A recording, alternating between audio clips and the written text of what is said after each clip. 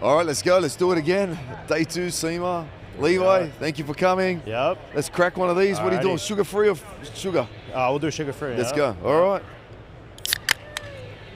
Cheers, man. Cheers. Thanks for having me. Yes, sir. Thanks for coming. All right, so Levi from Unishippers, mate. Yeah. Do the honors, introduce yourself, tell the people about who you are and what you do, my friend. Yeah, absolutely, yeah. With Unishippers, been with them about 10 years.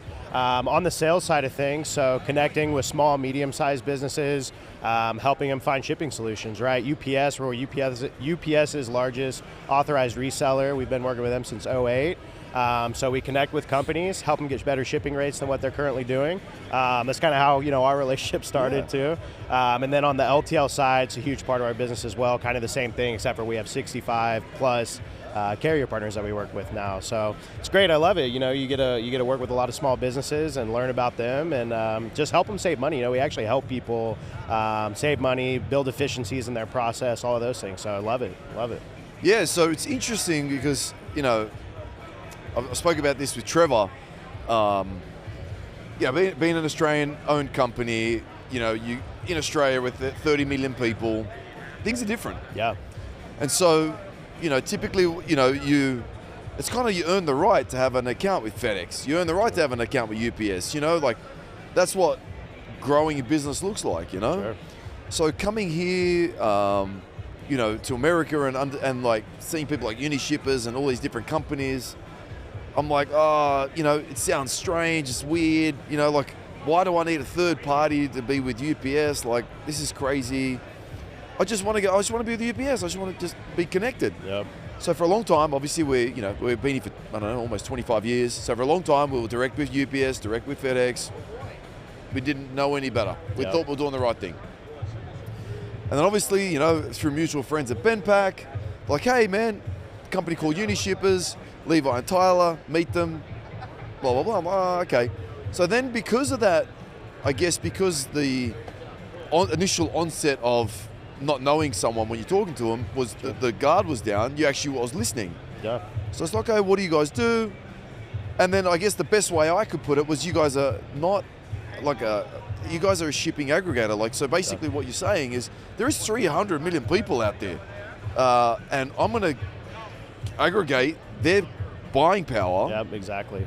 And I'm going to give you an insanely discounted rate. I'm like, makes no sense. Yep. It's like, just connect us in and you'll see. And you're right, save this, I don't know, anywhere between 15 and 30%. Yeah. So basically that's what it is, right? You're just saying, hey, we're just one massive company does billions of dollars worth of shipping and you're going to act like that's you. Yeah, exactly. I mean, we're essentially like a top 10 customer to UPS and the amount of volume that we're doing. We were talking about it last night, but we surpassed $1 billion in parcel volume last year. And then this year we're projected at like 1.4 billion. So the growth that we're seeing right now is just crazy, which has led to UPS to open up a lot more doors for us.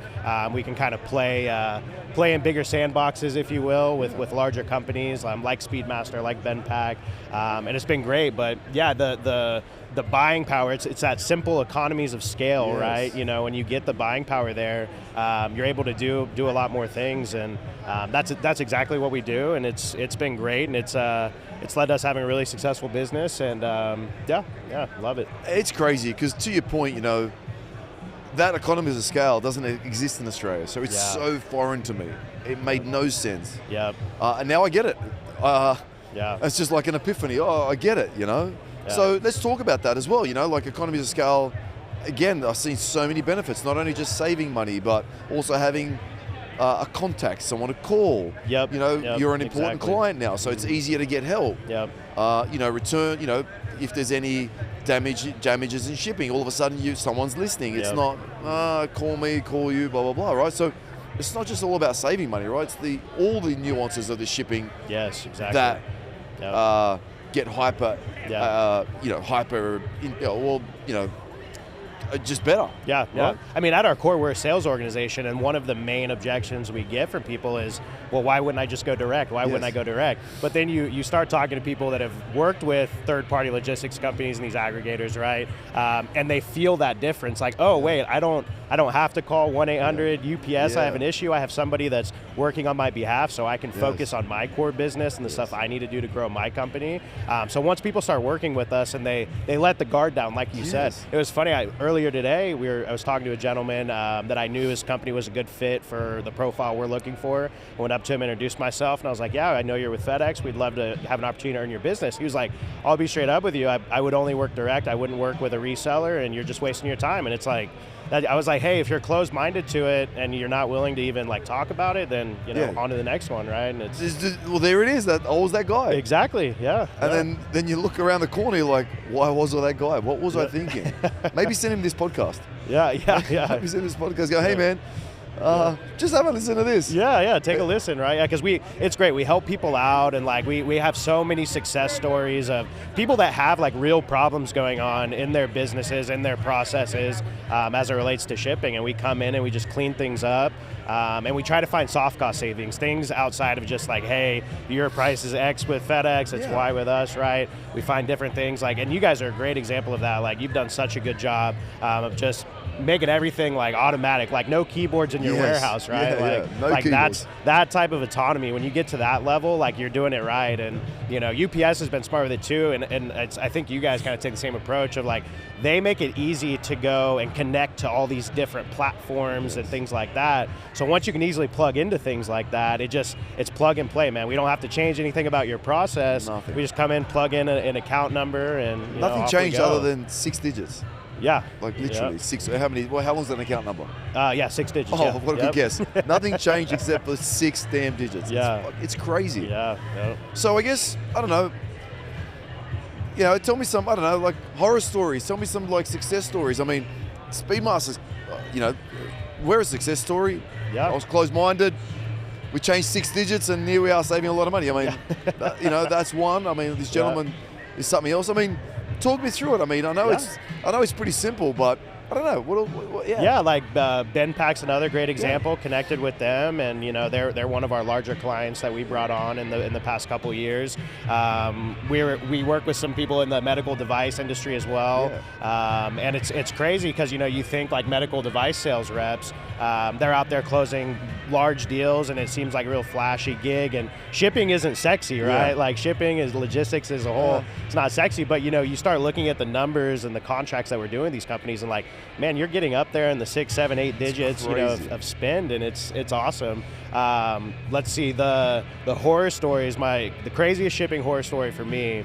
I had a company that I think they third-party sold for Lockheed Martin, so like military equipment. So they were shipping this like telescoping thing that was going on a Navy vessel, right? Oh my God! It's shipping at LTL. It gets misdelivered to a warehouse, a sorting warehouse. Then that pallet ends up on a shipping container destined for South Korea. Oh my gosh, that's crazy. And it was supposed to just deliver to a warehouse in California. So before we know it, we're on the phone with like the admiral of this ship, and he's like, epic. Hey, I'm about to call SEAL Team 6 to get this if you don't, get it turned around, get this figured out. So it was and we had to like be discreet about it because we didn't want South Korea to know what was like coming into their port and all that. So it ended up working out. Oh but my gosh. Being on the phone with like an admiral of a ship in the Navy, like it was so damn cool. It was wild. Yeah. Oh fuck. It was wild. Yeah, I mean, I wasn't expecting that. That's insane. Yeah. That's insane. Can you imagine if it was like, they did have to fly in, drop down? Oh yeah, just the whole team going in the boat. Yeah, it would have been wild. But we got it resolved, so that's what matters. So I mean, do you see much changing? I mean, in the way things are handled. I know that the sorting facilities, everything's getting a lot more efficient. Things are, happening faster and all the rest. Do you see much changing? What's coming through? Do we know any? Is there any behind the scenes stuff that's happening? Yeah, I mean, FedEx and UPS, they initiate general rate increases every year. Sure. It feels like pricing small parcel shipping is getting more and more complex. They're finding just little fees here and there that they ding you on peak season. Yes. They charge you a little more for. So we're always looking for ways to try to offset those costs for our customers. Our company as a whole, WEX Group, is kind of the parent organization on top. The growth that we've had with UPS, they're opening up more and more doors for us. UPS laid off a large portion of their sales force this past year. Interesting. But the reason that they did that is because they're moving kind of more of what feels like they're moving more of the sales priorities and efforts over to our team at WEX, Unishippers, all of that. So on the outlook for the business looks great. The relationship that we have with UPS is strong, and it's just things just keep getting better and better every year. New stuff coming, new prices coming. Tyler and I were having a conversation earlier about, I was like, hey, I have a couple ideas of, let's do this to Speedmaster account. I think we could save them a little bit here, and it'll help them get more stuff going left, right? Yes, instead of going straight. Yeah. So yeah, good. There's a lot of good stuff going on, and the outlook is strong. Yeah, because I mean, like those facilities, I mean, they're massive. Like the sorting facilities, the things, and I'm assuming they're ever evolving because Black Friday sales continue to grow, e-commerce year on year keeps growing. So all those automations, Yep. And UPS, they're trying to be more strategic of the business that they're after. They're not in the business of, hey, we want every parcel shipment that's out there, right? They really are honing in on business to business customers, right? So like Speedmaster is a great example of that. Like you guys do a lot of larger stuff, a lot of business to business shipping. Granted, like there is some residential stuff and all that, but we still have good pricing on all of that as well. So yeah, the outlook's great. UPS, the business to business side of it is strong, and then they don't really want those onesie, twosie, 1 pound type shipments. Like, hey, USPS can handle that all day, every day.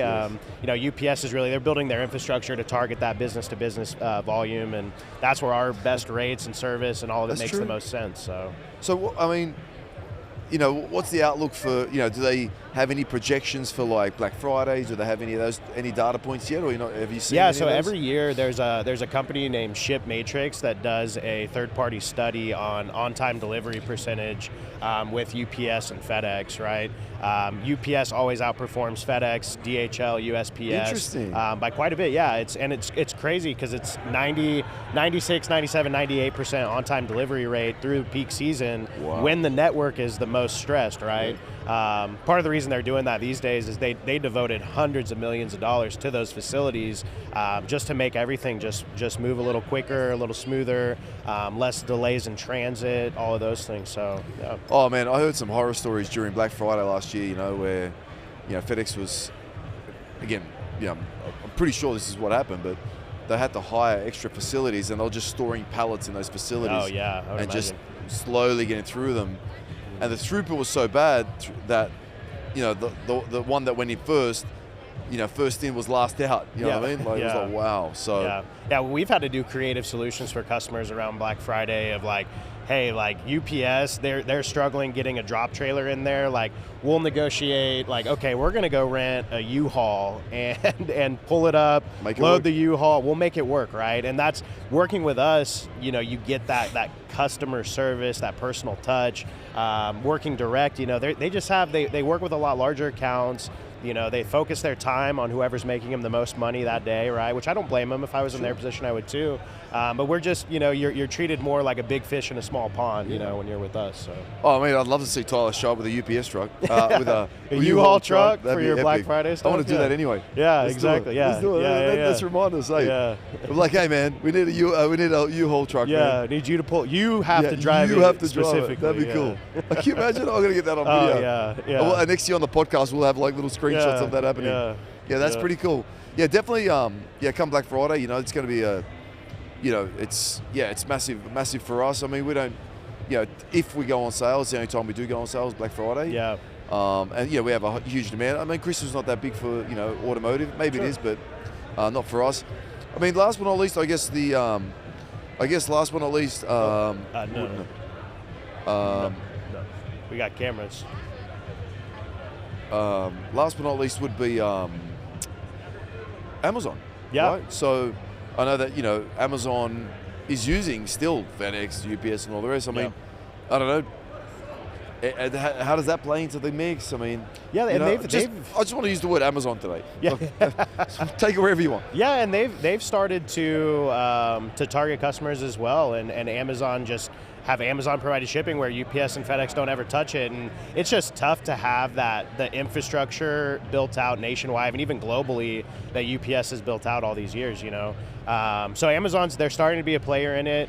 I think right now it makes sense of them partnering with other companies like UPS, FedEx, USPS to kind of help make these deliveries. But I mean, I see the Amazon trucks in my neighborhood, all the time, and so their presence is definitely growing, but it doesn't happen overnight. Sure. UPS has been around for over 100 years, I think, at this point, and it just takes time to build that type of network out and have that reliability, that you can count on, the 97, 98% on-time delivery. Yeah. Insane. So.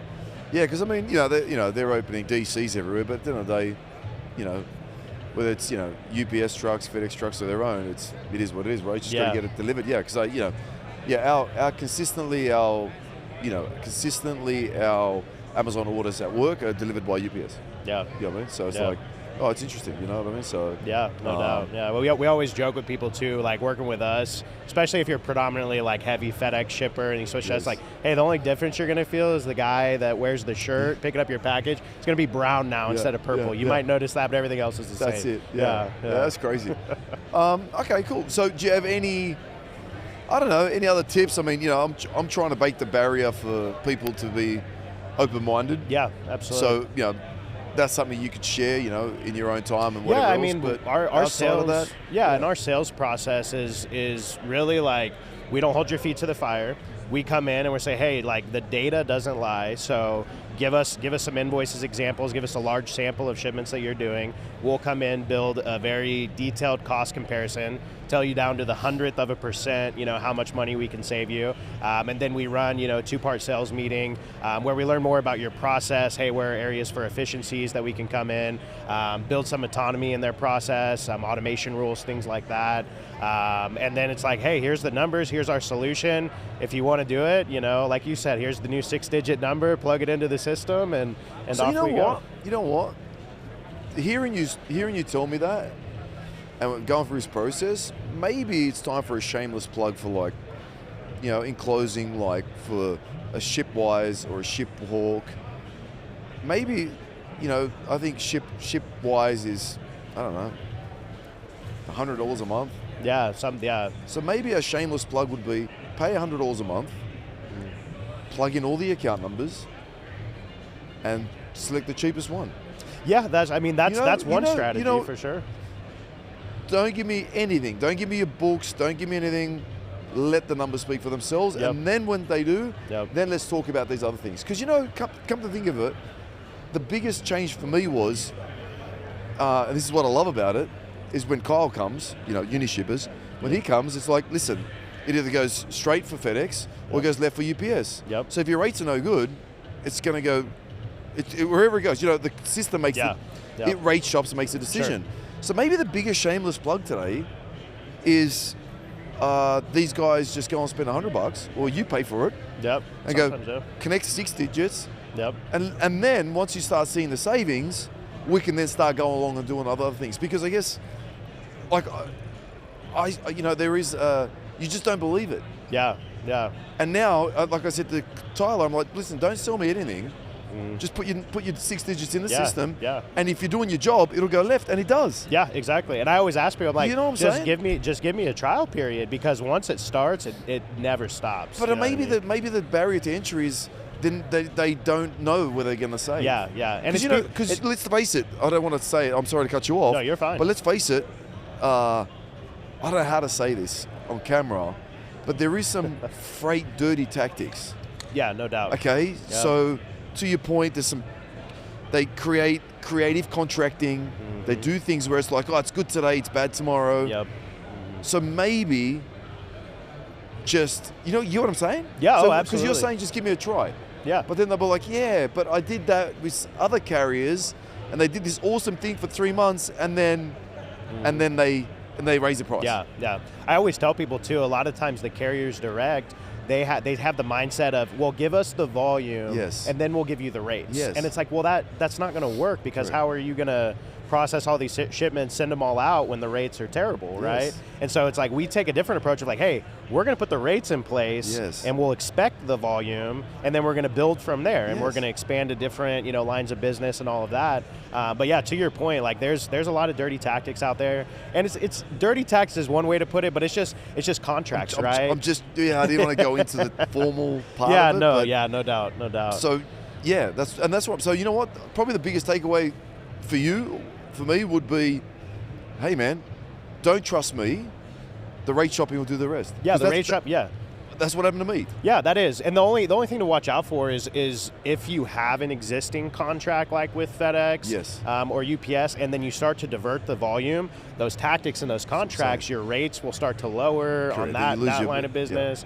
Some of those, they call them digital access platforms, where they provide you with like a UPS account. And there's pros and cons to that. But the biggest con is that you don't actually own the account yourself, right? And being an authorized reseller, like you could call UPS, give them the account number, they'd be like, Speedmaster? You're like, yeah, exactly, right? So there's some illegal resellers out there where they're aggregating volume under one account number, right? And that gets a little dicey, because if FedEx or UPS or anybody catches wind of that, they'll shut that account number off, and then people are stuck, right? Your account number won't get shut off if it's tied to you and your business alone, and you're paying your bill, right? Yeah.